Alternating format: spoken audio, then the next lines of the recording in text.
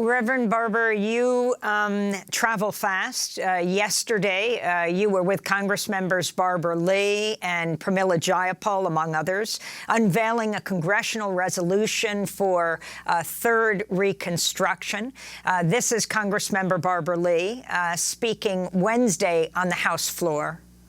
We can realize a third reconstruction to fully address poverty and low wages from the bottom up, from housing to health care, water, education, and more. We need a third reconstruction to revive our moral and political commitments to democracy and the founding principles of this country. That's why Congresswoman Pramila Jayapal and I have worked with great leaders such as Bishop William Barber and Dr. Liz Theo Harris, co-chairs of the Poor People's Campaign, in a national moral call for revival. Thank you. I urge my colleagues to co-sponsor our resolution, and I want to thank the millions of people whose voices we have heard. That was Congressmember Lee speaking on the House floor Wednesday. Thursday, she was with you outside the Capitol with Pramila Jayapal and others. Talk about the Third Reconstruction and what this resolution is. Well, Amy, you know, last year you helped us when we had the mass Poor People's Assembly Moral March on Washington, a virtual affair, and over 2.7 million people showed up. And we laid out an agenda that said we can no longer ignore the 140 million poor and low-wealth people in this country. This was before the pandemic. And that we had to address simultaneously systemic racism, systemic poverty, ecological devastation, denial of health care, the war economy and militarization of our communities, and the false moral narrative of religious nationalism and white evangelicalism.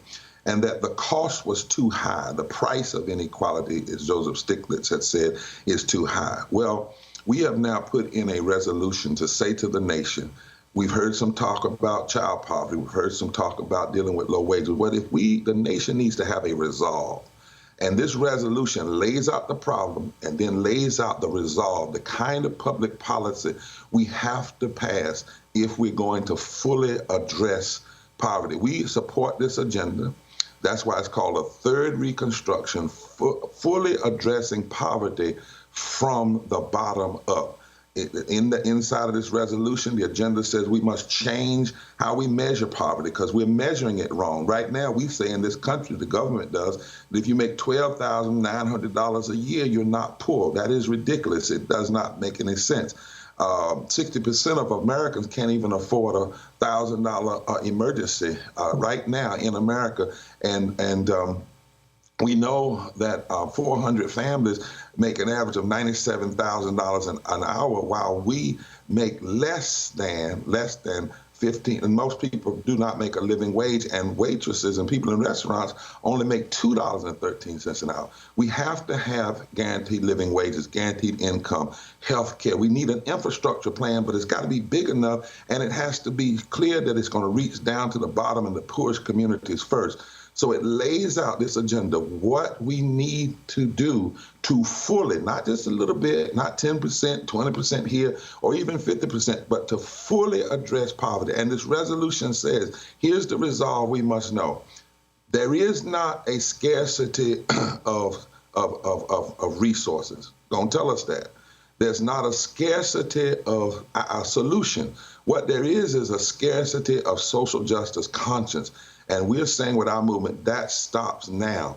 In a few weeks in June, we're going to have another virtual gathering of mass poor people and low-wage workers gathering. But we're launching, Amy, I want to announce it first here on Democracy, we're launching a 365-day mobilizing and organizing effort to a mass poor people, low-wage assembly and moral march on Washington, June 2022.